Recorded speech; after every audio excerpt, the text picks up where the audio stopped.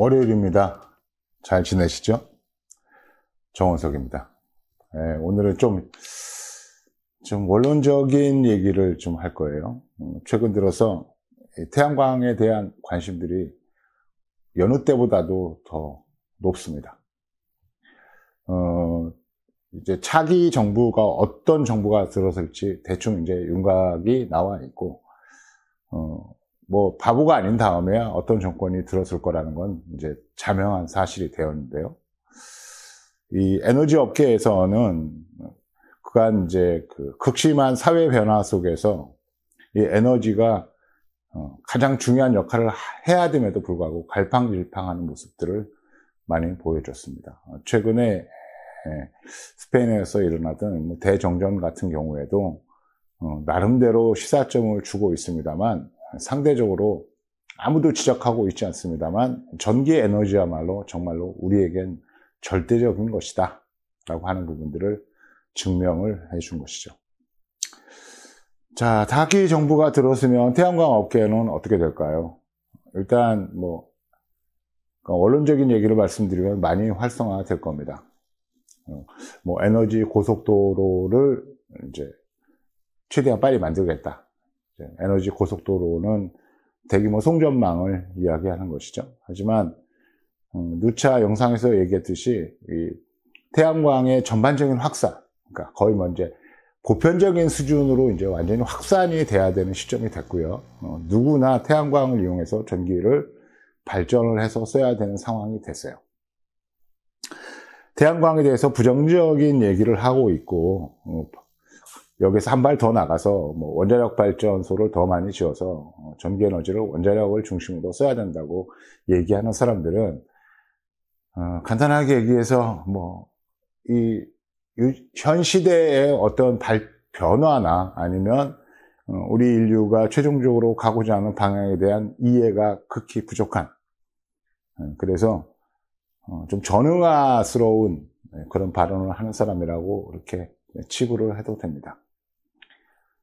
이제는 우리가 전기 시대에 살고 있고요. 전기 에너지가 없으면 아무것도 못하는 시대인데, 지금 현재 우리가 전기를 만들어 쓸 수 있는 방법은 꽤 많죠.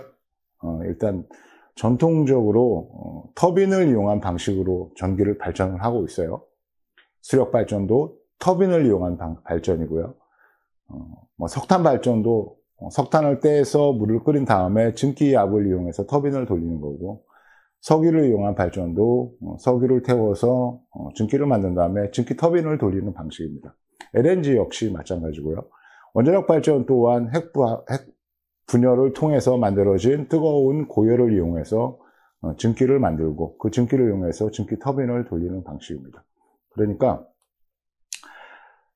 전기를 만드는 방식이 엄청나게 많이 변화된 것 같지만, 원론적으로 전기를 만드는 방식은 그냥 증기압을 이용해서 터빈을 돌리는 방식이었고요.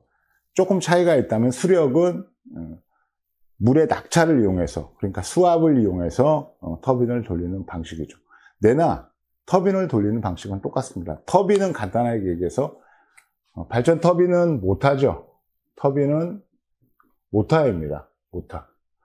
그러니까 이렇게 생긴 모터가 예를 들어서 얘가 전격 전류가 12V 1A라고 쳤을 때, 소비자력 1A라고 치고 전격 회전이 분당 9,000회라고 했을 때, 9,000회 분당 했을 때, 여기다가 12V를 1A를 용량이 넘는 전력을 공급하게 되면 분당 9,000회 돈은 못 하거든요. 그런데 얘를 인위적으로 우리가 여기다가 손잡이 같은 걸 달아갖고 분당 9,000회를 돌리면 반대로 출력 12V 1A 전력이 만들어집니다. 그러니까 터빈은 전부 다 모터를 돌리는 거예요. 그래서 모든 모터는 발전기다 이렇게 얘기하는 거죠. 유일하게 지금 지구상에서 존재하는 발전 방식, 그러니까 전기를 만드는 방식 중에서 유일하게 이런 모터를 돌리지 않고 전기를 만드는 방식은 태양광 하나뿐입니다. 태양광은 광전 효과를 이용해서 전력을 생산하죠. 그러니까 안정되어 있는 실리콘 셀에 빛이라고 하는 에너지가 도달이 되면 그 안에서 불안정한 상태로 인해서 전자들이 튀어나오게 됩니다. 전자가 튀어나오면 그것들이 모여서 그것들을 모아가지고 전류로 이제 만들어 쓰는 거죠. 이것이 이제 태양 전지입니다. 그러니까 전기 에너지가 발견된 지 정말 오래됐고요. 그리고 전기적인 현상을 끊임없이 탐구를 하면서 그야말로 전기가 인류 문명의 가장 중요한 기반이 되었음에도 불구하고 우리가 전기를 만들어 쓰는 방식은 아주 고리타분한 방식으로 전기를 만들고 있다는 겁니다. 이게 나름대로 역설이라면 역설일 수 있어요. 한간에는 이제 핵융합 발전에 대한 기대도 많고, 또 어쩌면 향후 한 20, 30년 안에 핵융합 발전이 실제로 우리 생활 속에서 작동을 할지도 몰라요. 하지만 핵융합 발전도 내나 핵융합으로 만들어지는 열 에너지를 이용해서 전기 터빈을 돌리는 방식입니다. 그러니까 참 세상이 눈부시게 발전을 했는데 우리가 전기라고 하는 에너지를 다루는 기법은 사실은 그닥 많이 나아지지 않았어요. 아마 결정적인 전기의 어떤 대전환이라고 하면 자연 상태에서 만들어진 벼락 같은 것들을 포집을 해서 우리가 그걸 저장을 해서 쓰는 순간이 오면 전기 역사의 대변환이라고 할 수 있을 것 같습니다. 물론 기존의 터빈을 이용한 발전 방식에서 태양전지 셀을 이용해서 광전 효과로 전력을 만드는 것은 대단히 의미 있고 또 전기 역사에서는 대단히 획기적인 방식이에요.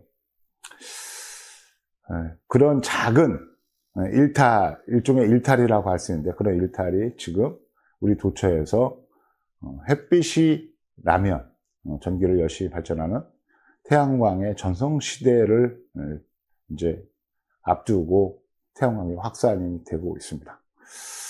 오늘 주제는 이제 거의 대부분 상업용 태양광에 관련된 얘기를 할 거예요. 그러니까 전력 판매에 관련된 판매. 수익을 목적으로 하죠. 수익 목적.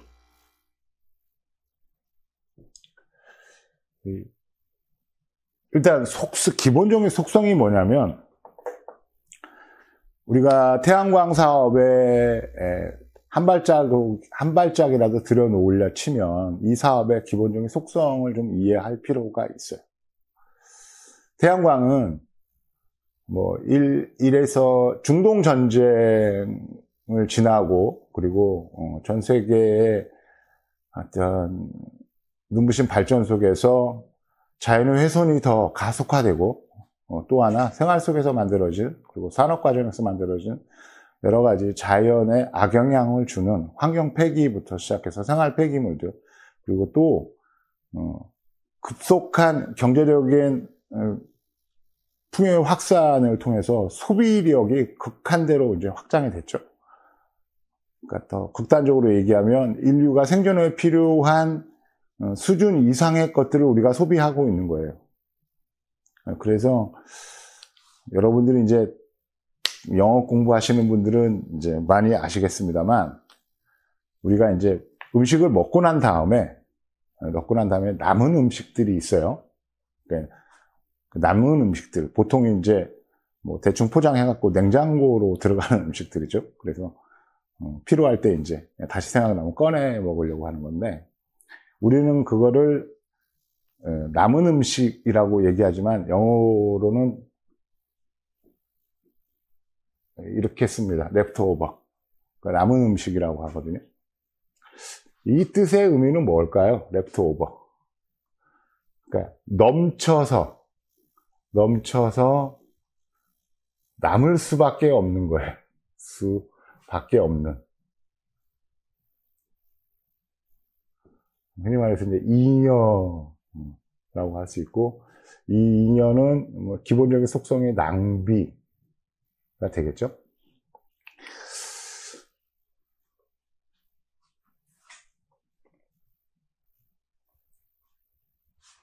우리가 전력을 생산해서 전력을 가지고 생활을 유지하고 우리 문명을 이제 계속 유지하고 그래서 미래를 꿈꾸게 할 수 있는 기반이 되는 건데 지금 우리가 가질 수 있는 여러 가지 발전 방식 중에서 유일하게 독보적인 것은 태양광이에요.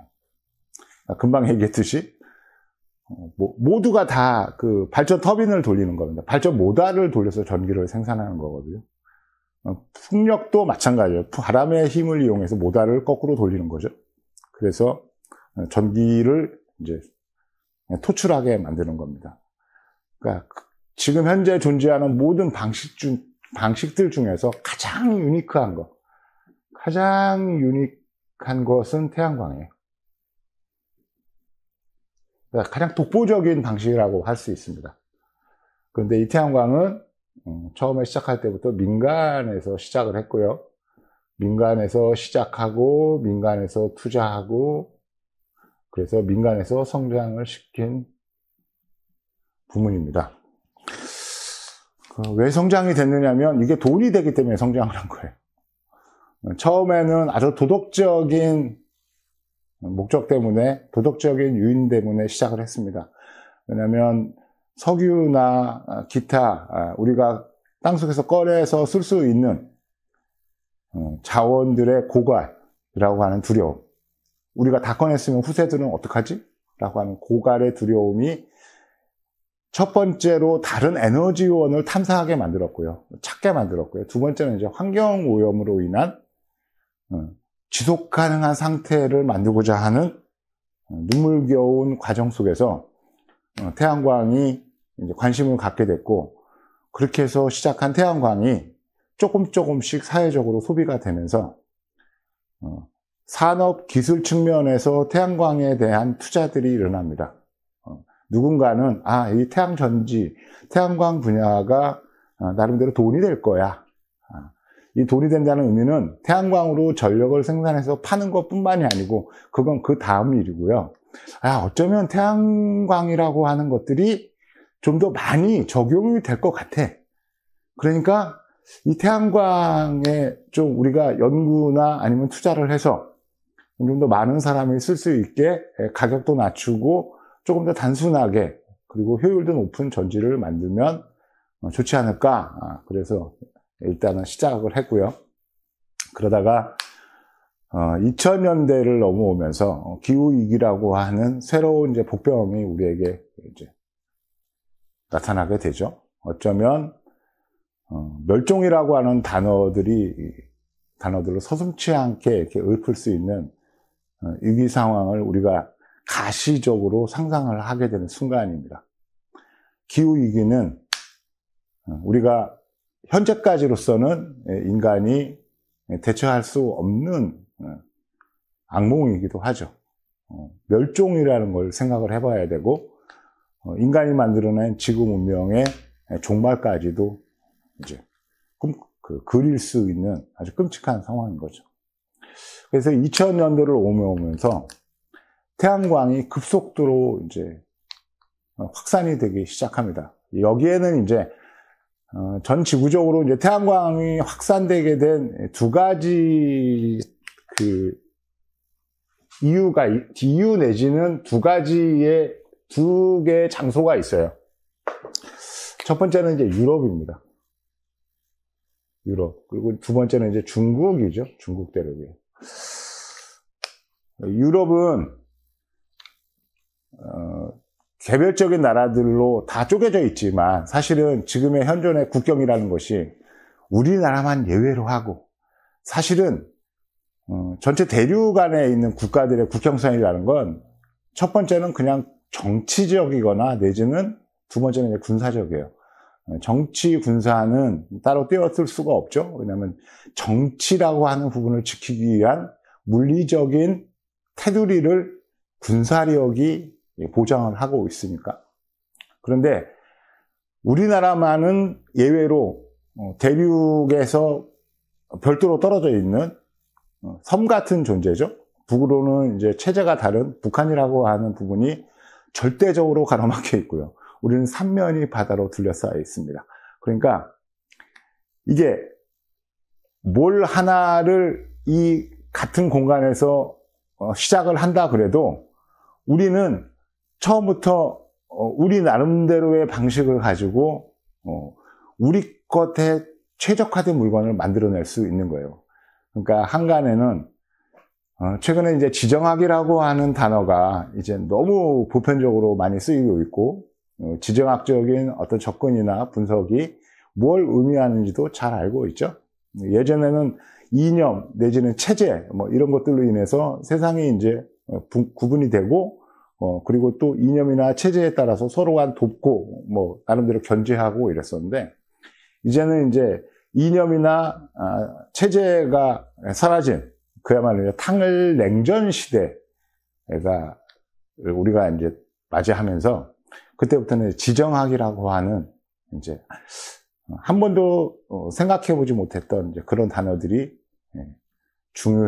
중요해졌습니다. 그런데 유럽 같은 경우에는 그 많은 나라들이 존재하고 있지만 실제로는 전부 다 국경으로 다 붙어 있어요. 그러니까 그냥 국경선만 제거를 하게 되면 동일 공간에 있는 겁니다. 그러면서 나름대로 또 소득의 격차들도 사회적인 수준도 많이 차이가 나죠. 여러 가지 이유 때문에 EU가 탄생하기도 했습니다만 일단 유럽은 그냥 큰 그림에서 본다면 하나의 공동체예요. 하나의 그냥 같은 생활권입니다. 그런 와중에서 상대적으로 후발주자였고 나름대로 전쟁이나 아니면은 여러 가지 정치적인 불확실성 뭐 이런 것들 때문에 사회 통합이 되지 않아서 점점 더 발전해가는 독일이나 프랑스의 수준을 맞추기가 어렵고 반대로 그걸로 인해서 소외가 되는 부분들이 생기기 시작하면서 포르투갈과 스페인이 2000년도를 넘기면서 좀 미래지향적인 조치를 취해요.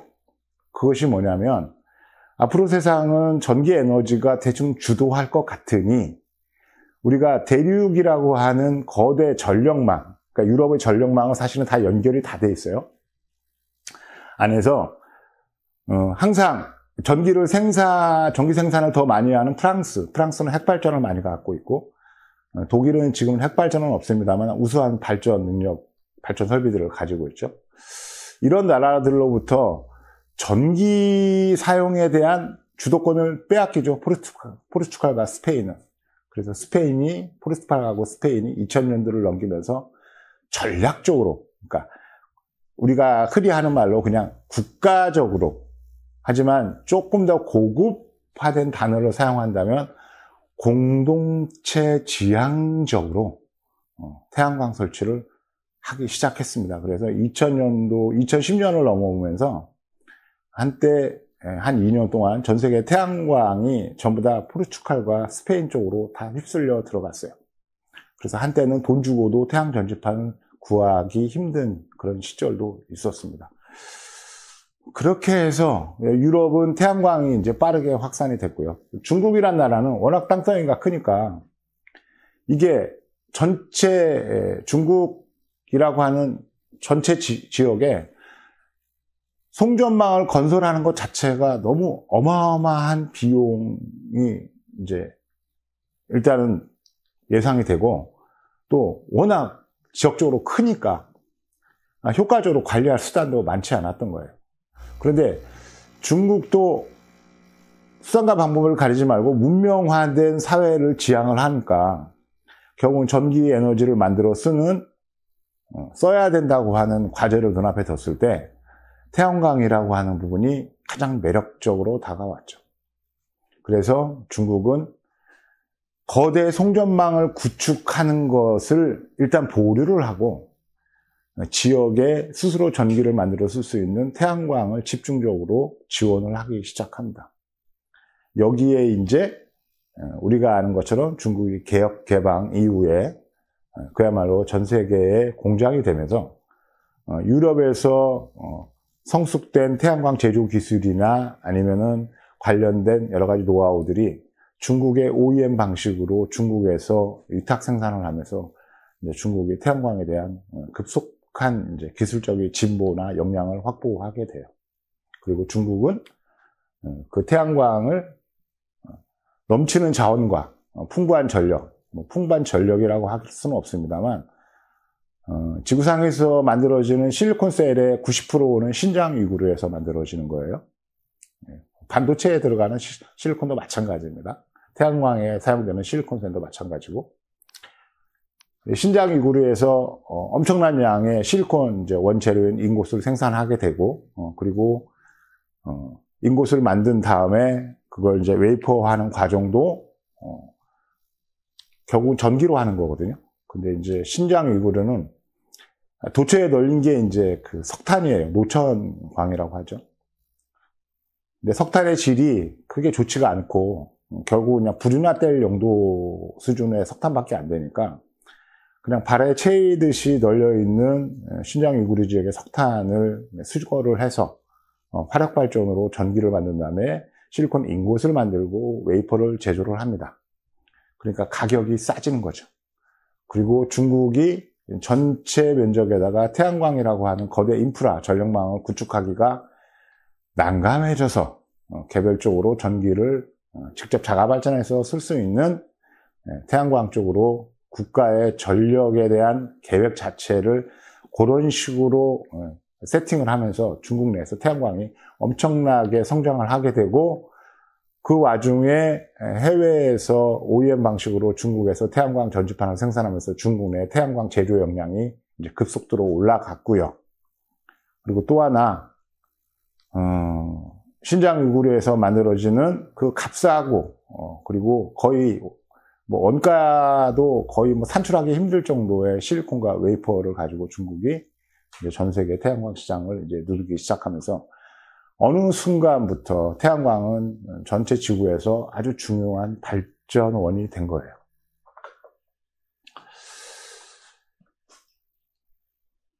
태양광은 민간 주도로 성장을 한 영역입니다. 그리고 민간은 태양광을 통해서 수익을 이제 얻죠.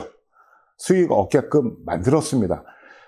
각국 정부는 태양광이 처음부터 각국 정부가 태양광이 미래의 에너지원으로서 중요한 위치를 차지할 것이라고 예상한 정부는 하나도 없었어요.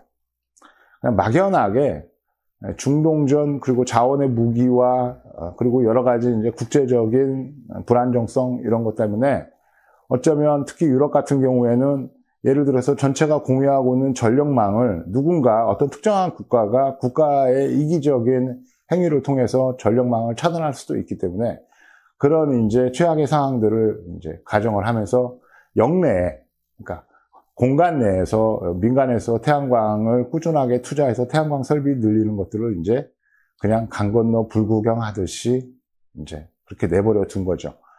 정책적으로는 좀 드라이브를 걸고 지원을 한 것 같습니다만 유일하게 각국 정부에서 해준 거는 그냥 태양광을 이용해서 전력을 생산하면 조금 비싼 가격으로 전기를 사줄게, 이게 전부였어요.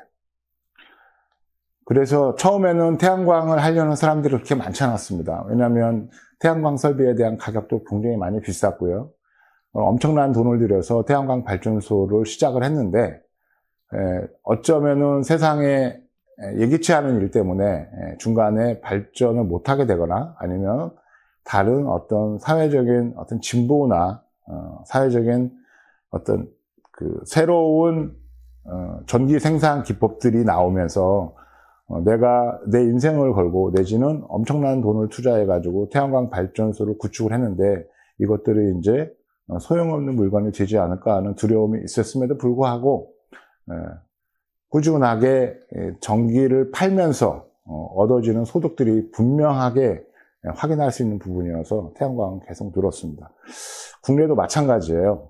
국내도 마찬가지인 게 태양광은 우리가 보통 이제 전기 가격이라고 알고 있는 개통 한계 가격, S&P라고 하는 거죠. S&P의 이제 일종의 이제 탄소 배출권입니다. 프리미엄이라고 할 수 있죠.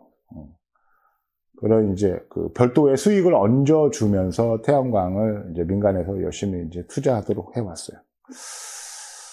그러면서 이제 조금씩 태양광이 쏠쏠한 재미가 있는 사업이네. 이게 뭐 황금알을 낳는 거위는 아니지만 태양광 발전소라는 게 별로 관리도 필요 없고 최초에 한 번만 제대로 투자해주면 그냥 무리 없이 매월 나한테 수익이 만들어져서 내 통장에 꽂히고 있네 라는 것들이 이제 확인이 되고, 또 어떤 사람들은 그 수익이 나는 부분에 꽂혀가지고 남은 재산도 이제 적극적으로 태양광 발전소에 투자를 하면서 기존의 도심지 이외 사람들, 그러니까 쉽게 해서 농업인이나 아니면은 어업인이나 아니면은 뭐 임야에 기대서 살고 있는 산지 경영인들이 만질 수 없는 돈들을 만지기 시작을 한 거예요. 그러면서 입소문을 타고 조금씩 야, 태양광 산업이 괜찮은 것 같아 했고, 그런 와중에 이제 또 발빠르게 분양업자들이 토지를 저렴하게 구매한 다음에 열심히 100km 단위로 쪼개가지고 이제 판매를 하기 시작했죠. 그리고 결정적으로 이 태양광 시장에서 조금 불미스럽다고 해야 되나, 좀 안타까웠던 부분은 킬로와트 단위로 설비 기준들이 조금씩 차이가 났었고요. 그리고 킬로와트당, 그러니까 설비 용량별로 전력을 판매해서 거둘 수 있는 수익 부분들이 조금 차이가 났던 거죠. 그래서 이제 우리가 흔히 알고 있는 것처럼 태양광 발전소를 100kW 미만으로들 많이 구성을 했고, 그래서 어느 날 갑자기 태양광 발전소를 하고 나서 나름대로 이게 쏠쏠하고 꽤나 안정적이라고 하는 부분들을 확인한 다음에 자기 부인 명의로 하고 자녀 명의로 하고 누구 명의로 해서 이제 태양광 발전소를 이제 계속 이제 확산을 시켜왔죠. 흔히 이제 이 부분이 이제 쪼개기라고 하는 거예요. 100kW, 그러니까 99kW까지는 전력을 판매할 때 소용량이라고 해서 나름대로 조금 혜택도 있었고요. 또 100kW 미만은 설비를 구축하는 과정에서도 상당히 타 설비에 비해서 좀 저렴한 비용으로 설비를 구축할 수 있었어요. 근데 최근에 이제 여러 가지 정책들이 계속 수정이 되면서 이제는 앞으로 동일 공간 내지는 동일 면적에서 작은 단위로 태양광 발전소를 쪼개기 하는 것들을 이제 금하는 쪽으로 가고 있습니다. 그러니까 용량이 커지면 해야 되는 설비들도 늘어나고 또 용량이 커지면은 전력을 좀 더 높은 가격으로 팔 수가 없는데, 그래서 전력을 높은 가격으로 팔면서 늘어나는 설비에 대한 부담도 줄여가기 위해서 보통 100kW 이하로 이제 태양광들을 막 쪼개서 했었는데, 앞으로 이제 그 부분을 막겠다고 하는 건데, 그래도 아직도 이제 쪼개기 할 수 있는 여지는 남아 있습니다. 그래서 뭐 이제 100kW 가지고 이제 90kW 단위로 이제 쪼개기가 될 것 같아요. 왜냐하면 90kW 이하는 발전 제한 설비, 뭐 DM 어쩌고저쩌고 하는 뭐 그런 설비인데, 이 부분에서 좀 자유롭죠. 그러니까 앞으로 이제 90kW 이하로 이제 태양광들이 많이 구축이 될 것 같은데, 저는 그냥 이렇게 생각을 해요. 앞으로 태양광이 이제 계속 늘어날 겁니다. 계속 늘어나면 전력망은 계속 불안정해질 거예요. 더 불안정해질 겁니다. 예측이 불가능해요. 태양광은 햇빛이 있는 한은 발전을 계속하고, 또 햇빛에 세지면 세질수록 발전량이 더 높거든요. 그리고 또 태양광은 양질의 햇빛이 충분하게 투사가 되어야지만 수익이 나요. 발전량이 늘어나니까. 그런데 발전 제한을 모든 설비에 적용하지 않고 90kW 이하는 발전 제한에서 제외를 시킨다고 하면, 또 사람들이 또 영리하게 또 태양광을 또 90kW 이하로만 또 하려고 많이 그럴 건데, 90kW 이하로 이제 발전소를 하려면 또 쪼개기를 해야 되거든요. 근데 이제 쪼개기를 이제 막아놨습니다. 그럼 이제 어떻게 해야 되느냐? 그게 이제 우리의 이제 나름대로의 고민을 해야 되는 부분들이죠. 좀 다른 얘기를 할게요. 지금 전력망이 불안정한 이유는 낮 시간에 폭발적으로 발전하는 태양광으로 생산된 전력 때문에 문제가 됩니다. 그리고 예전에는 모든 공장들이 주야로 가동을 했어요. 하지만 전 세계적인 경기 침체 내지는 경제 활동의 패러다임이 바뀌고 있죠. 우리 상품 자체가 바뀌고 있는 거예요. 예전에는 양으로 승부했다 그러면 이제 질적으로 우리 사회의 어떤 모멘텀이 바뀌는 시점에 우리가 와 있습니다. 이 부분을 좀 집중해서 봐야 되는 게, 우리가 과거에는 양적인 성장을 했던 문명이라고 하면 이제 앞으로는 이제 질적인 성장을 하는 시기로 이제 가는 거거든요. 그렇다면 이 태양광도 양쪽으로 키워야 되는 문제가 아니고 이제 전력이라고 하는 이 카테고리 안에서 태양광이 어떻게 질적으로 우수한 전원이 될 수 있는지를 이제 우리가 또 증명을 해내야 돼요. 이게 사실은 태양광 업계에서 스스로 이 부분을 증명을 해내야 됩니다. 그러니까 보통 태양광 그러면은 변동성이 크다고 하잖아요. 변동성. 그러니까 비 올 때, 흐릴 때, 밤에 이럴 때는 발전이 거의 꽝이고, 날이 좋을 때, 햇빛이 날 때, 낮 시간 동안에는 발전량이 이제 폭발적으로 일어나죠. 그래서 주야로만 구분할 수 있으면은 그나마 대응이 쉬운데, 이게 이제 흐린 날도 있고 비 오는 날도 있고 또 뭐 이런 부분들, 눈 오는 날도 마찬가지고, 눈 오는 날은 뭐 발전량이 거의 제로에 가까워지니까. 그러니까 이렇게 날씨에 따라서 발전량이 이제 우후죽순으로 변동을 거듭하는 이런 발전 전원으로서는, 이런 성격을 가지고는 태양광의 미래는 사실은 보장하기가 굉장히 어렵습니다. 그런데도 일반 이제 필드에서는 태양광에 대해 태양광 사업을 하려고 하는 욕망이 점점 커지죠. 차기 정부에 대한 어떤 나름대로의 기대라고 할까요? 기대 때문에 제가 확인할 필요가 없다고 해서 확인은 안 했지만, 실제로 일선 군청, 구청, 아니 시청에 태양광 인허가를 담당하고 있는 직원들의 책상에는 새로 발전 허가를 신청하는 서류가 산처럼 쌓일 것 같아요. 왜?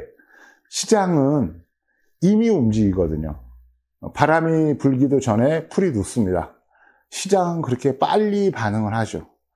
그런데 아직도 태양광을 할지 말지에 대해서 고민을 하고, 이렇게 하면 수익이 더 높을까? 저렇게 하면 더 수익이 낮을까? 20년 지나면 설비가 가격이 하나도 없이 말짱 꽝이 돼서 영원히 되는데, 과연 내가 지금 현재 이 돈을 투자해가지고 20년 동안 운행하고 나서 그때도 괜찮은 일이었다고 이렇게 판단할 수 있을까라고 하는 여러 가지 이제 회의적인 생각들 때문에 태양광 사업에 뛰어들기를 주저주저 하시는 분들이 있는데요.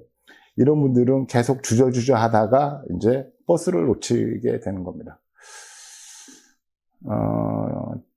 앞으로 태양광은 이제 거의 제2의 전성기를 맞을 정도로 이제 도약을 하게 될 거예요. 그리고 거의 이제 보편적 수준까지 도래한 이 태양광 발전 방식 자체가 진짜 이제 보편적인 이제 시대로 우리가 돌입을 하게 될 겁니다. 그래서 태양광을 위해서 전기를 생산하는 것이 전혀 이상하지 않은, 오히려 매우 당연시되고 당연히 해야 되는 일처럼 여기는 그런 시대가 이제 바로 눈앞에 있는데, 그러면은 앞으로 태양광이 가지고 있는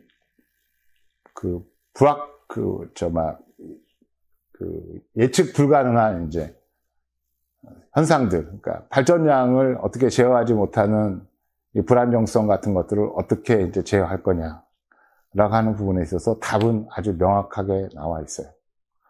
앞으로 태양광 발전소를 계획하시고 계신 분들은 태양광 발전 설비만 하실 게 아니고요, ESS를 같이 설비해야 된다고 생각하시면 돼요. 그러니까 만약에 내가 100kW 태양광 발전소를 꿈꾸고 있다면 똑같이 100kW ESS 설비를 같이 하셔야 됩니다. 자, ESS를 같이 하시게 되면 일단 발전 제한에서 자유롭고요. 그리고 ESS 시스템을 구축을 하게 되면 수익이 3.5배에서 4배 정도 늘어요. 그러면 투자비는 얼마 정도 늘어나냐면 투자는 실제로 2배 정도로 늘어납니다. 그러니까 100kW 태양광 설비를 하는 비용이나 100kW ESS를 구축하는 비용이나 가격이 거의 비슷해요. 단지 하나가 차이가 난다 그러면 ESS는 수명이 한 10년 정도밖에 가지 않는다는 점. 그러니까 투자는 이 2배인데 수익이 이제 3.5배에서 4배 정도 되니까 여러분들 열심히 계산을 하셔가지고 10년 이후에 ESS를 바꾼다고 생각했을 때 내 계산에는 그래도 괜찮을 것 같으면 태양광하고 ESS를 같이 병행하는 사업을 하시면 괜찮아요. 저는 하라 마라 얘기 안 합니다. 하라 마라 얘기를 왜 안 하느냐면 이미 누군가는 이렇게 하려고 대기하고 있는 줄이 어마어마하게 많이 있어요. 엄청나게 많이 뒤에 줄 서 있습니다. 이미. 두 번째는 영농형 태양광이에요. 영농형. 얘는 기본 모델은 논입니다만 얘는 밭에도 얼마든지 할 수 있어요. 영농형. 논에만 되는 게 아닙니다. 밭에도 열심히 할 수 있죠. 그 영농형 태양광을 해주면 영농인들의 수입이 최소 5배 정도 증가합니다. 이렇게 증가하면 우리나라의 그 농어민들의 최대 문제였던 저소득을 해결할 수가 있어요. 냉정하게 얘기해서 농사를 담당하고 있는 농민들의 대부분이 뭐 농사를 아무리 많이 짓고 있고 그리고 뭐 그 비싼 뭐 한우를 뭐 100두, 200두씩 하고 있는 그런 이제 목장을 운영하는 경우라 하더라도 결국은 그것이 다 농협의 빚에 의존하는 거거든요. 실제로는 그렇습니다. 그러니까 농가의 소득이 실질적으로 많이 늘어나지 않았어요.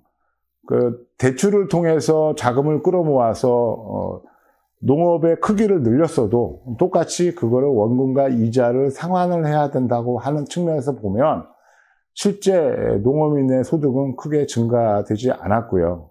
그럼으로써 늘상 또 자기가 하는 일에서 자유롭게 이렇게 자기 자신의 인생을 좀 즐기면서 인생을 살 수 있는 그런 여지들이 항상 모자랐던 거죠. 그런데 논이나 밭에 태양광을 하게 되면 그냥 기본적으로 간단하게 얘기해서 1년 농사 죽어라 해갖고 100만 원 버는데 요 논밭에다가 태양광을 설치하면은 전기를 판 것만 해서 한 500만 원 버는 거예요. 500만 원 정도 수익이 생기는 겁니다.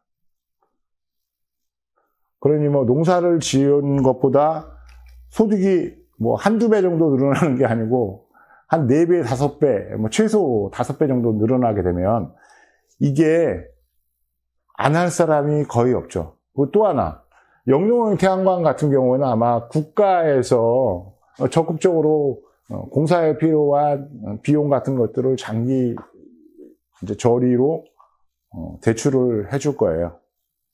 그렇게 되면 앞으로 태양광 전원은 이제 폭발적으로 늘어난다고 보고요. 이러는 와중에서 내가 그 땅을 좀 갖고 있는데 100kW, 200kW를 해서 하는 게 좋을까 말까 하고 열심히 고민하고 있는 사람들은 그냥 평생 그렇게 고민만 하다 끝나는 겁니다. 그냥 이렇게 생각하시면 돼요. 태양광 사업이 제가 오늘 태양광 사업을 하라고 막 삐끼질을 하는 건 아닌데 태양광 사업이 투자 대비 소득이 그렇게 확실하거나 아니면은 사람들이 인정할 수준까지 만들어지지 않았다 그러면 이미 태양광은 사회에서 퇴출이 됐습니다.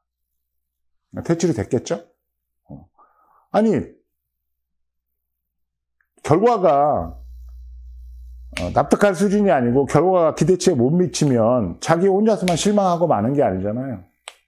주변 사람들한테 얘기할 거고 그러면 흔히 이제 그 바이럴 마케팅이라고 그래서 이게 이제 용어를 내가 제대로 쓰는지 모르겠는데 그게 입소문을 타고 막 이제 확산이 되어 나가서 야 태양광 하면 안 되는데 그거 막말하고 그 태양광 하면 인생 좆되는 거래 뭐 이렇게 이제 결론을 하면 이미 우리 주변에서 태양광은 자취를 감췄을 거예요. 또 하나 재밌는 사실이 철원에 가면은요, 철원에 문해리라고 하는 곳이 있어요. 이게 가끔씩 언론에서 거론이 되는데 22만 평입니다. 그러니까 문해리에서 살짝 지나가지고 뭐 이렇게 이제 저쪽에 거기가 어디지? 이쪽으로 가는 길이 이제 이렇게 돼 있고 여기가 야트막한 산, 이쪽에 야트막한 산 이렇게 산들이 있는데 22만 평이 이 산을 통째로 다 개발하는 거예요. 지금 아마 한 50% 정도도 아직 개발이 끝나지 않은 것 같은데요. 여기에 어마어마한 태양광이 설치가 되고 있습니다. 그런데 이런 태양광은 도대체 누가 하는 걸까? 작년 가을인가요? MBC 방송국에서 보도를 했었는데, 평창 영월 지역에 외부인들이 와가지고 감자밭들을 통째로 다 사서, 거기에 태양광 발전소를 이제 구축하는 것 때문에, 정들고, 그리고 아끼고 했던 터전을 버리고, 거의 쫓겨나다시피 하는, 뉴스를 보도하면서 태양광이 이렇게 공동체를 파괴하고 어쩌고저쩌고 하는 이런 내용을 방송한 적이 있는데, 이런 설비들은 그럼 도대체 이 어마어마한 규모의 태양광을 구축하려고 그러면 자금이 도대체 얼마가 들어갈까요? 우리가 상상하는 것 이상의 자금이 들어갑니다. 보통 이런 자금은 보통 사모펀드라고 하는 펀드를 구성을 해서 이제 시작을 하게 되죠. 투자를 해서 개발을 하게 되는데, 그러면 보통 사모펀드 같은 경우에는 이 펀드를 구성하고 이 펀드에 참여하는 사람들은 시쳇말로 얘기하면은 우리가 그냥 이런 표현이 적절한지 모르겠습니다만 그냥 돈귀신들이 참여하는 거예요. 돈귀신. 돈을 버는데 돈의 냄새를 맡아갖고 돈이 벌린다 그러면은 득달같이 달려들어서 남들보다 빨리 그리고 남들보다 더 아주 짭짤하게 돈을 버는데 아주 타고난 능력을 가지고 있는 사람들이 이 사모펀드를 중심으로 모이는 사람들인데, 이 사모펀드가 태양광이라고 하는 부분에 어마어마한 크기로 투자를 하고 이걸 실행을 시키는데, 이 돈귀신인 사람들이, 이 사모펀드에 참여하는 돈귀신인 사람들이 이 사업이 돈이 될지 안 될지, 그러니까 이 펀드에 대한 수익이 날지 안 날지를 누구보다도 잘 아는 거예요. 분명히 이 펀드는 수익이 계속 날 거라고 인정하기 때문에 사모펀드에 참여를 하는 거거든요. 그러면 이 대규모 펀드들이 미래를 어떻게 예상하고 있느냐면, 우리 일반인들이 예상하는 수준을 넘죠. 이런 대규모 펀드들은 전문적으로 여러 가지 것들을 자문해주는 전문가 집단을 뒤에 거느리고 있는 거예요. 그 사회 경제적인 분석, 그다음에 정치적인 분석, 일반 생활의 어떤 관습적인 변화, 그리고 사람들의 마인드의 변화, 그리고 실질적으로 세상이 어느 방향으로 움직여야 된다고 하는 이 역사 당위적인 부분까지도 아주 철저하게 데이터화하고 철저하게 모델링해서 10년, 20년 후에는 이럴 것이야. 그러니까 태양광에다가 투자하는 것이 절대로 손해는 안 날 거야. 라고 해서 미래에 대한 청사진을 딱 제시해주면 이걸 기반으로 해서 펀드를 조성해서 이런 사업을 하는 거잖아요. 일반 개인들이 뭐 챗 GPT에 물어보고 자기 스스로 엄청난 공부를 하고 그래서 세상의 변화가 이렇게 될 거야, 내지는 유명한 사회학자가 나와서 전문가라는 사람이 나와가지고 얘기해서 사회는 이렇게 변합니다라고 얘기하는 정도가 아니고요. 거의 오차 수준에서도 허용치 않는 미래의 예측이 담긴 모델링을 통해서 이런 사업이 진행이 돼요.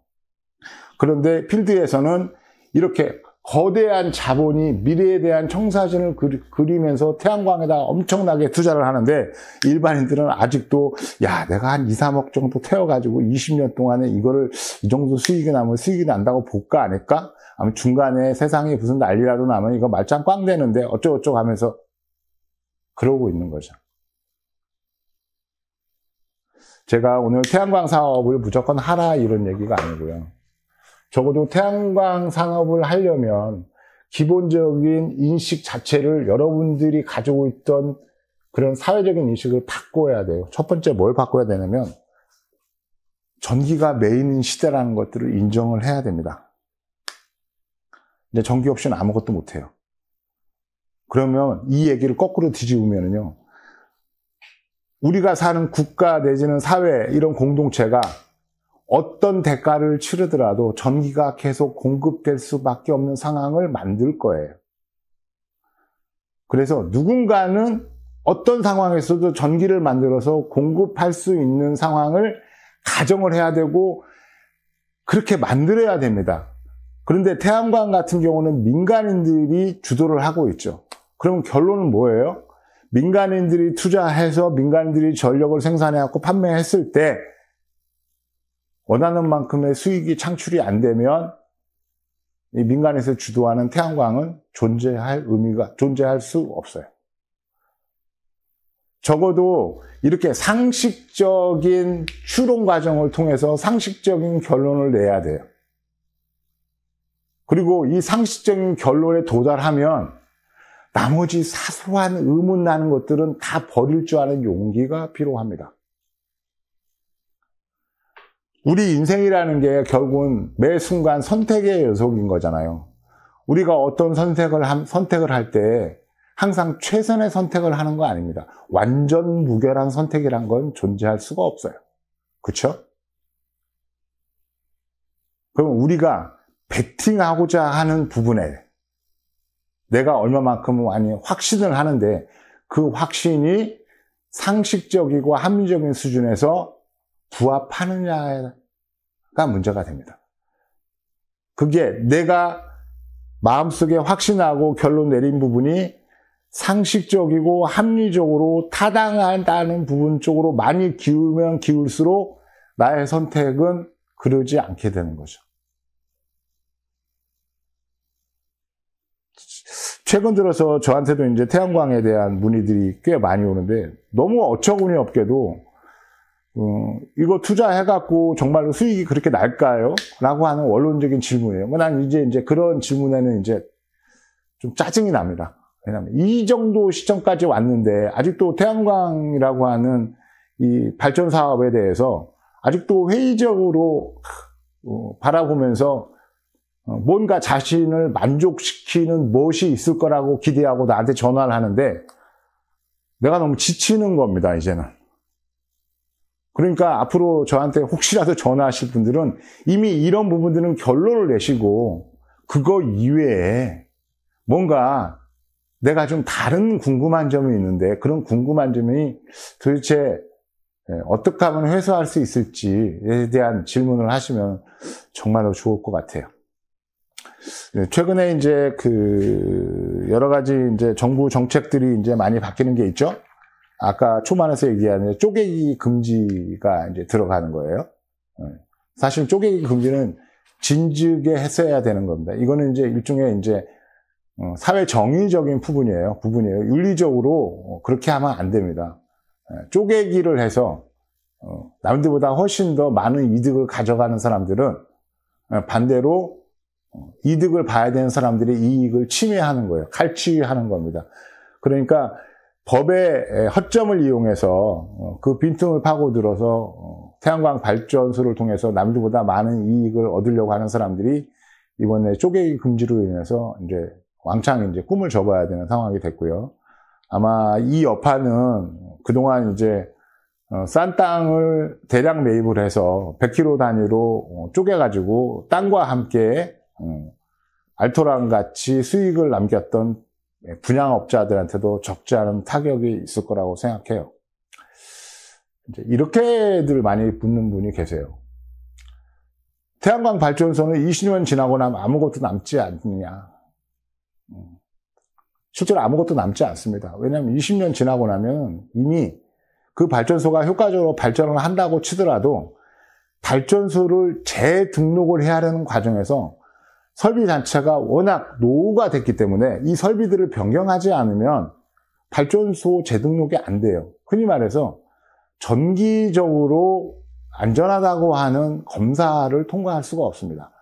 그러니까 20년이 지난 발전소는 어떤 식으로든 태양 전지판 인버터나 아니면 전기 설비들을 그 당시 수준 걸로 새로운 규칙이나 아니면 새로운 규정이나 이런 것들을 만족시킬 수 있는 설비로 바꿔야 돼요. 그럼 결국은 20년 지나면 태양광 설비는 전체적으로 설비를 전체적으로 재구축해야 된다고 하는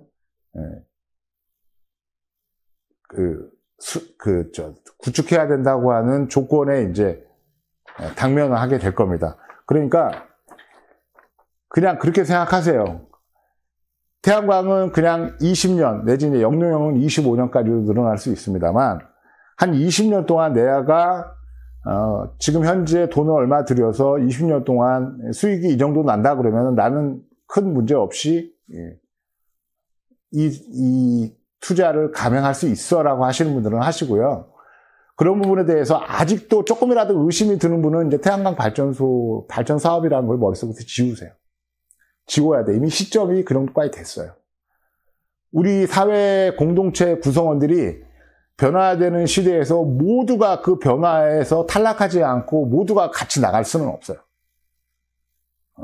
한 30% 정도는 변화를 미리 감지하고 변화를 수용하면서 나름대로 새로운 변화에 대한 대가를 지불할 의향을 가지고 새로운 변화를 추종하고 그리고 변화를 주도해가죠.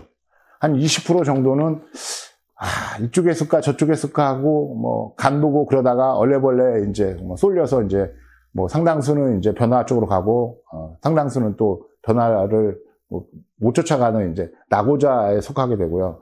사회의 거의 대부분 50% 이상은 변화 속에서 항상 낙오자가 됩니다. 사회 변화에 뒤떨어진다는 얘기는 극명하게 얘기해서 우리가 경제가 가장 우선시 되는 사회에 살고 있는데 돈 되는 기회를 계속 박탈당하고 있는 거예요. 스스로 돈을 벌 수 있는 길에서 자꾸 도망가는 겁니다. 그러면서 세상 탓을 하죠. 그러면 결국은 이제 마지막 인생의 종점이 어떻게 되겠어요? 후회와 회한만이 남는 인생이 되겠죠? 네. 어차피 때 되면 다 죽는데 그게 무슨 소용이 있을까라고 생각하시는 분도 계실지 모르겠습니다만 그래도 마지막 순간까지도 잘 살았어. 나 만족한 인생을 살았어. 라고 이렇게 만면에 웃음을 살짝 지을 수 있는 그런 인생을 사는 사람들은 그렇게 많지 않아요. 뭐 그렇다고 태양광 발전소가 인생을 책임져주고 뭐 이러는 것도 아닙니다. 이번에 이제 새로 바뀌고 있고 아직도 이제 바뀔 거라고 저는 예상을 해요.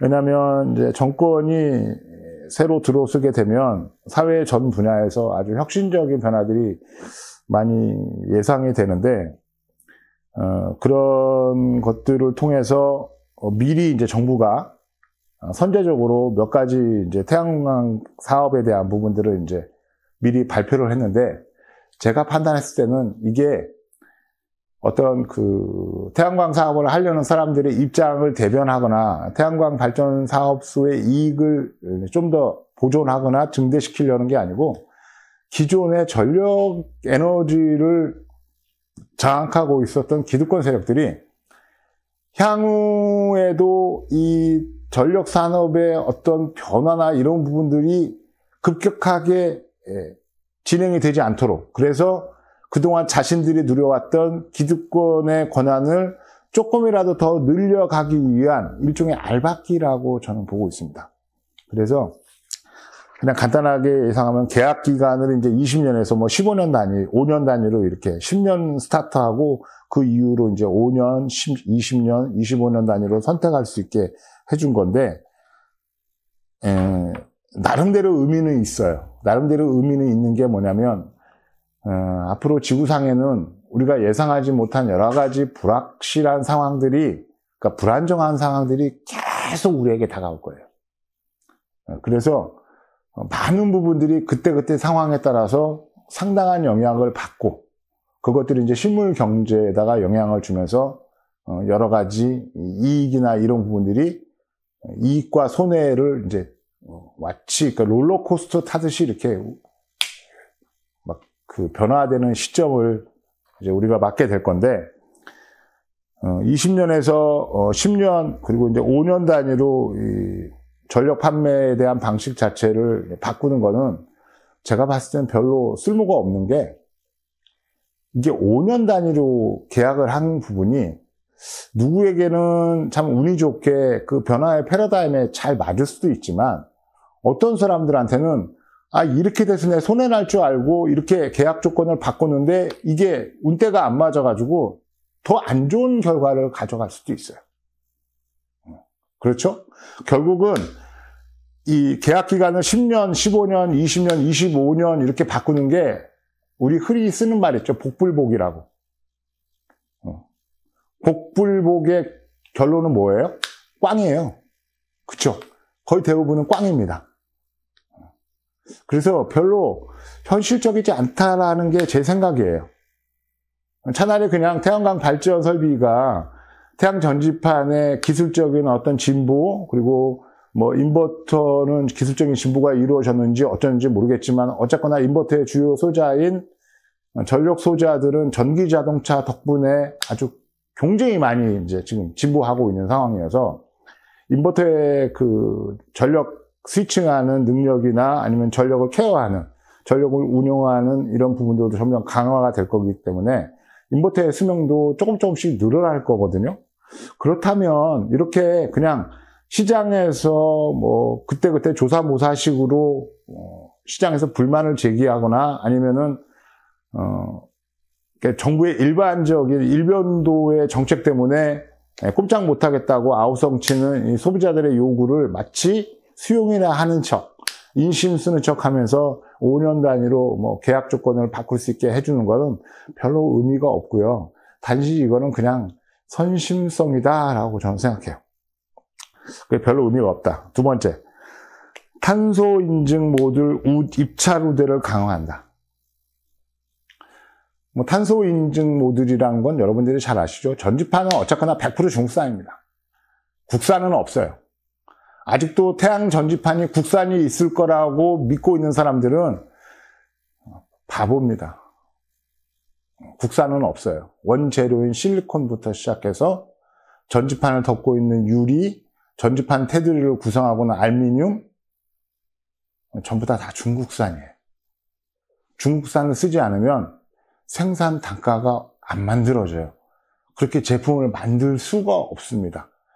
그러면 탄소 인증 모듈이란 건 뭐냐면, 전지판을 조립하는 과정에서 필요한 전기가 간단하게 해서 화력 발전해서 만들어진 전기를 쓰느냐, 아니면은 전지판 제조 회사니까 전지판 공장 위에다가 태양광 설비를 해가지고 거기서 만들어진 전기를 가지고 전지판을 조립하느냐, 그 차이인데, 굳이 이렇게까지 하려는 목적이 뭐냐면, 명목상으로는 정부에서 얘기하는 게 뭐예요?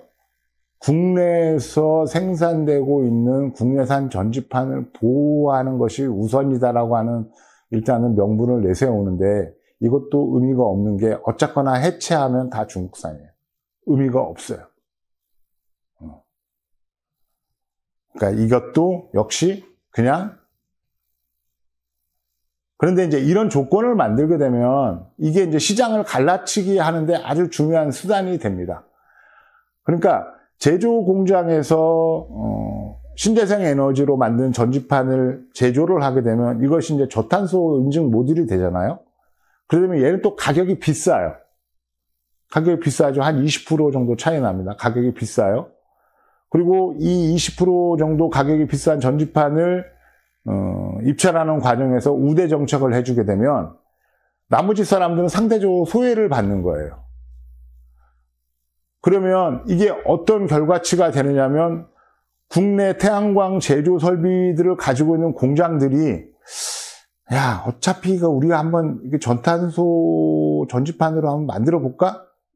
이런 유혹에 빠질 수 있죠.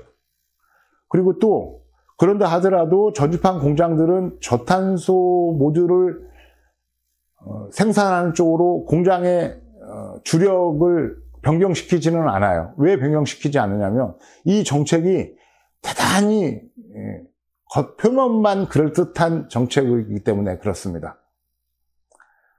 단지 이 저탄소 모듈에 대한 입찰 우대 정책은 뭐냐면, 야, 재생에너지 시장도 우리 권력을 가지고 있는 정부가, 내지는 산업통상부가, 내지는 에너지관리공단이, 내지는 한전을 중심으로 한 기득권들이 우리가 주무를 테니까 너네들 돈 몇 푼 더 줄 테니까 우리 말 듣고 따라와 라고 하는 거예요.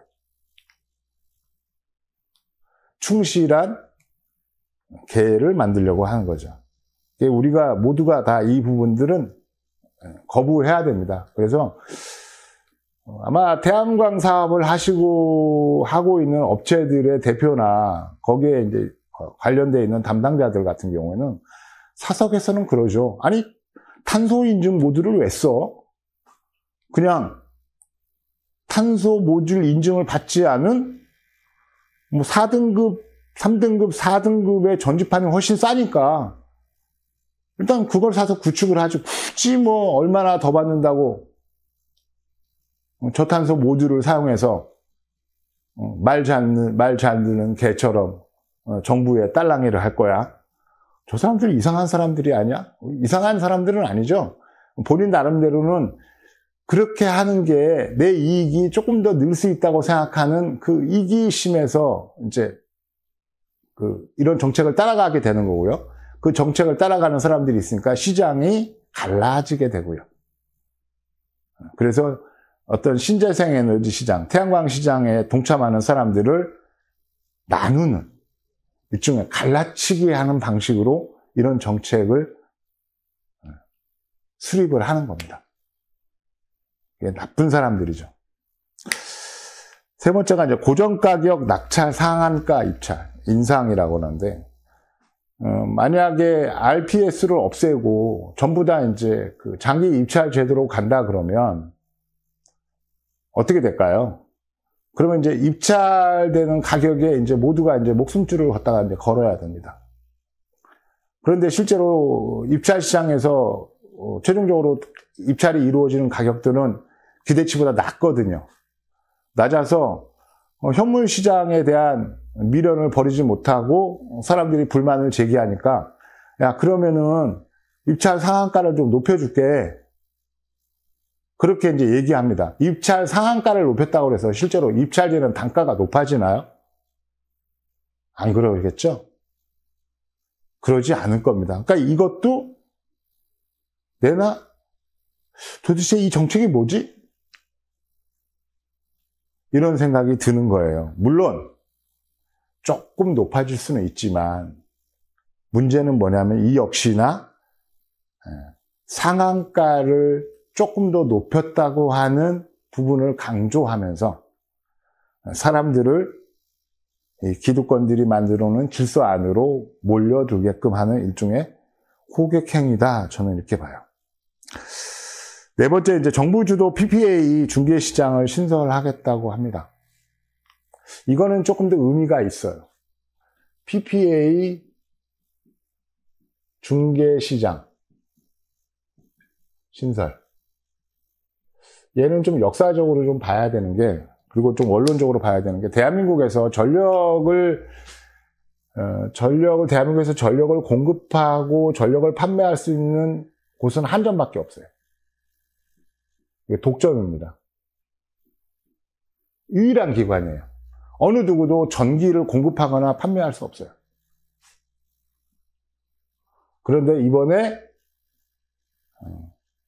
각종 경제 부문에서 REC에 대한 REC에 대한 요구를 계속 이제 지속적으로 정부에다가 이제 이야기하고 하니까, 그러면 민간 기업과 민간 발전소가 자발적으로 전력을 서로 사고 팔 수 있는, 전력을 서로 공급받고 그리고 제공할 수 있게 만들겠다 해서 만들어진 거고요. 그리고 이 중개 시장을 정부가 이제 주도하겠다, 이렇게 한 건데, 이게 이제 기업과 발전소가 다이렉트로 전력을 주고받으면요, 그동안에 한전이 독점했던 전력 공급에 대한 기존 제도가 무너진 겁니다. 이게 굉장히 중요해요. 그러니까 앞으로는 발전소가 필요한 곳에 전력을 직접 판매할 수 있는 길이 열린 겁니다. 한전만이 유일한 전력을 제공하고 판매할 수 있는 구조 자체가 깨진 거고요. 그리고 또 하나, 이렇게 기업과 발전소가 자체적으로 전력을 중개해야 되는, 전력을 주고받아야 되는 필요는 엄청나게 많습니다. 왜 그러냐면, 자, A라는 기업이 있어요. 이 기업은 주력이 전부 다 국내용이었어요. 생산품이. 그런데 어떤 특정한 제품을 내놓든가 아니면 기존의 제품을 약간 수정하니까 특별한 수요에 의해서 수출에 대한 수출 오더가 이제 생깁니다. 오더가 생깁니다. 그러니까 이 기업은 그동안 국내 시장을 상대로만 제조 활동을 했으니까 뭐 저탄소니 뭐 REC니 이런 부분에 대해서는 생각을 한 번도 해본 적이 없는 거예요. 그래서 당연히 거기에 대한 대처도 할 필요도 없었죠. 그런데 갑자기 수출 오더가 생기니까 이 물량을 수출하기 위해서 REC가 필요하게 된 거예요. 그런데 이 수출 오더 때문에 REC가 필요해졌다고 그래서 A라는 기업이 신재생 에너지를 구축할 완전한 동력이 되지 못하는 게 그냥 우연찮게 수출길이 열리긴 했지만 이 수출 오더가 계속 지속될 거라고 누가 장담을 하느냐 이겁니다. 그러면 그때만 잠깐 REC를 구매하면 되는 거예요. 그래서 사실은 이 부분 때문에 기업과 발전소가 전력을 거래할 필요도 있지만 이것 때문에 현물 시장이 존재를 해야 됩니다. 왜? 경제 활동 속에서 시대적으로 필요한 저탄소 인증을 시장에서 자유롭게 누구나 돈만 주면 살 수 있는 제도를 국가에서 용인을 해줘야 돼요. 그런데 지금 정부는 현물 시장을 없애겠다 하고 있죠. 현물 시장을 없애고 이 현물 시장을 국가에서 주도하겠다 이거예요. 이거 무슨 거하고 똑같아요? 이거 권위주의 시대의 독재하고 똑같아요.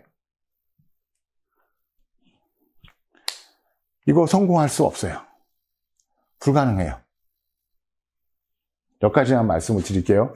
그러니까 정부가 지금 에너지를 중심으로 해서 수많은 기득권들이 여러 가지 알박기를 하면서 자신의 기득권들을 계속 유지하기 위한 조치들을 취하고 있지만 결정적으로 이것들이 사회 변화에 역행하는 조치들을 계속 취하고 있습니다. 언론들은 왜 이런 내용들을 알리지 않느냐. 대한민국의 언론이 어디 있어요? 대한민국의 언론들은 다 사기꾼들밖에 없지 않습니까? 최근에 뭐 기사에서 보니까 조중동 등 우리나라 메이저 언론의 기자들이 어떤 사람들이냐면 전부 다 스카이 출신이고 이 스카이들이 대부분 어디 살아요? 강남 살죠? 그러니까 지금의 언론이라는 것이 강남에 사는 부유한 애들이 집안의 재력을 이용해서 스카이를 갖고 걔네들이 스카이에서 형성된 가치관과 사회관을 가지고 언론 활동을 하고 있으니까 이런 기자들이 활동하는 조선일보, 중앙일보, 동아일보가 언론이라고 할 수가 없는 거죠. 완전하게 기득권들을 대변하는 기득권 대변, 대중 배신, 아니면 기업의 개노릇을 이런 사람들이 기자인 거죠. 그러니까 정작 사회에 필요한 내용들이 잘 알려지지 않는 거예요. 제가 늘상 안타깝게 생각하는 게 뭐냐면 정부는 굉장히 많은 예산을 운용을 합니다. 그 중에서 정보 홍보 예산도 어마어마하게 많이 가지고 있거든요. 그 정부 홍보 예산을 그렇게 많이 가지고 있다는 얘기는 대국민 알려야 되는 것들을 효과적으로 알리기 위한 예산이라는 거예요. 근데 실제로 대정부 홍보 예산이 거의 대부분 어디에 쓰여요? 저는 조중동 등 대중하고 괴리가 되어 있는 언론에 집중적으로 돈이 가죠. 언론 지원금이라고 하는 명분을 앞세워서 실제로 정부는 국민이 필요한 정부 홍보 활동을 전혀 하지 않습니다. 그러니까 어떤 새로운 것들이 만들어지면 사실은 KBS나 EBS 같은 공영방송을 통해서 정부는 분명히 광고를 단독으로 만들어서라도 정책 홍보를 해야 돼요. 그러려고 정부 홍보 예산이 만들어지는 거잖아요. 근데 그 예산을 가지고 그냥 언론을 지원하면서 우리는 홍보에 필요한 노력을 다 했어라고 얘기하는 거죠. 그러니까 정작 국민들이 알아야 할 내용들은 모르는 거예요. 아무도 얘기를 안 해. 이게 정상이라고 판단이 들진 않으시죠? 자, RPS 제도를 경매 제도로 전환한다는 얘기는 이거는 불가한 얘기예요. 경매 제도 단일화. 이거는 국가에서 진행하고 있는 독재예요. 권위주의적인. 왜냐하면 여러분들 민주주의 좋아하시잖아요. 민주주의 좋아하는데도 불구하고 거기에 자유자를 하나 붙여갖고 자유민주주의 그러지 않습니까? 물론 민주주의 앞에 붙어있는 자유는 우리가 생각하는 어떤 신체나 뭐 구속당하지 않은 나의 권익을 좀 더 보호하고 증가시키기 위한 어떤 그런 의미의 자유가 아니에요. 민주주의 앞에 붙어있는 자유는 우리 역사에서 언제 나타나냐면 유신헌법에서 등장합니다. 유신헌법에서 처음 등장해요. 왜 유신헌법에서 박정희가 민주주의 앞에 굳이 자유라는 이름을 붙였냐면 장기 독재를 꿈꾸는 군사 쿠데타, 그러니까 쉽게 해서 셀프 쿠데타를 시도한 거잖아요. 직선제를 벌이고 그랬는데 일반 대중들의 지지는 총칼로 힘으로 누를 수 있다고 봤지만 우리나라 산업화 과정에서 만들어진 자산가들의 영향력은 함부로 제압하기 힘들 거라고 아마 박정희 세력들은 판단했을 거예요. 그래서 이 박정희 세력들이 꿈꾸는 장기 독재 시스템을 실질적으로 옹호하거나 아니면 여기에 동조해서 체제의 안정화를 도모할 수 있는 사람들로 자산가들을 택한 겁니다. 자산가들. 그래서 이 자산가들에게 어마어마한 자유를 준 것이 바로 자유민주주의. 이 자유민주주의 앞에 자유는 뭐예요? 돈의 자유예요. 돈의 자유. 자금, 네? 자본의 자유. 자본의 자유. 저는 그래서 자유민주주의란 말을 쓰지를 않습니다. 민주주의 안에는 이미 자유하고 평등이라고 하는 가장 중요한 이념이 두 개가 팽팽하게 아주 가득 들어있어요. 민주주의에서 자유를 빼면 아무것도 남지 않습니다. 그렇죠? 민주주의에서 평등을 빼면 그게 민주주의라고 할 수 없죠. 그런데도 불구하고 그 앞에 굳이 자유라고 하는 이상야릇한 수식어를 붙여서 마치 좀 더 한 단계 성숙하거나 한 단계 수준 높은 민주주의인 것처럼 그렇게 자유민주주의를 이렇게 얘기하고 있지만 자유민주주의는 사실은 돈의 자유, 자본의 자유를 의미하는 거고 이 자유민주주의를 가장 신봉한 정권이 MB 정권이죠. MB 정권. MB의 입맛에 딱 맞은 거예요. 근데 지금 우리 사회에서 만약에 어떤 특정한 정치 세력들이 민주주의 앞에 자유자를 빼고 얘기를 하게 되면 분명히 누군가는 이제 저거 빨갱이다라고 이렇게 공격을 받을 겁니다. 우리 사회가 자유민주주의라고 하는 이념과 체제를 가지고 있는데 왜 자유자를 빼냐고. 너 혹시 사회민주주의를 원하는 거 아니야? 너 민주주의 앞에 자유자를 빼고 네가 원하는 단어는 거기다 사회라는 단어를 쓰고 싶은 거 아니야? 너 빨갱이 아니야? 이렇게 이제 공격을 받을 수 있고, 그동안에 이 한국 사회의 어떤 그 대중이나 아니면은 시민단체나 아니면은 양심 있는 학자들이 이 자유민주주의라는 단어가 그냥 누구나 쉽게 쓸 수 있는 수준까지 확산되는데 방관을 한 거예요. 그래서 이렇게 국적불명, 정체불명의 단어가 만들어진 겁니다. 그러니까 여러분들도 앞으로 이런 거 얘기할 때 그냥 민주주의라고 얘기하세요. 굳이 앞에다 자유민주주의 붙이지 마십시오. 그 결국은 기득권들의 나는 개가 될 거야. 왜? 여러분들이 자산가는 아니잖아. 여러분들이 막말로 얘기해서 뭐 수백억, 수천억, 1조 단위의 자산을 보유하고 있는 사람이라 그러면 자유민주주의라고 얘기하면 돼. 할 수 있어요. 왜?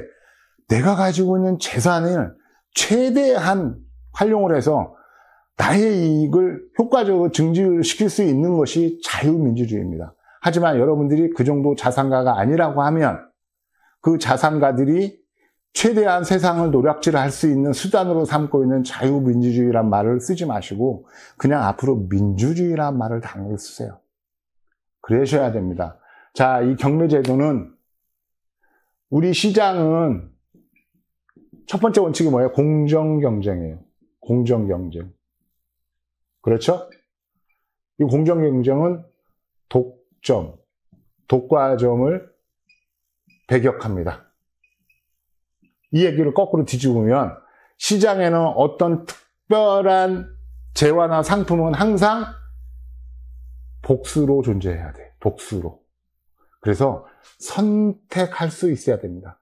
선택의 여지가 보장이 돼야 돼.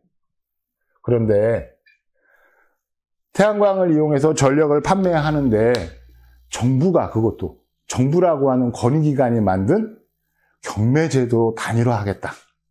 이거 있잖아요. 헌법소원. 헌법의 위헌이에요. 위헌. 헌법 위반이에요. 누군가 소송을 제기하잖아요. 이거 패소야. 이거 반시장적이에요. 절대로 이렇게 될 수 없어요. 분명하게 아셔야 돼요.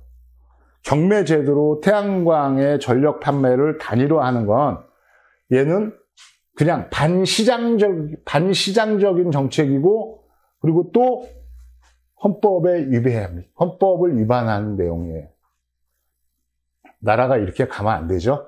더군다나 가장 중요한 전기라고 하는 에너지를 사용하는 전기 시대에 들어서 있고 그 전기를 생산해서 나름대로 생활을 영위하고 자신의 꿈을 달성할 수 있는 과정에 태양광 사업을 하려고 하는 사람이라 그러면 이런 정책은 분명히 반대를 해야 되는 겁니다. 자, 오늘은 여기까지 할게요. 여러분들에게 흡족한 설명이 됐을지 모르겠습니다만 앞으로 차후에 시간이 나는 대로 또 건건이 어떤 사건이 있을 때마다 그때그때 맞춰서 영상을 만들어서 여러분과 만나기로 하겠습니다. 감사합니다. 정은석입니다.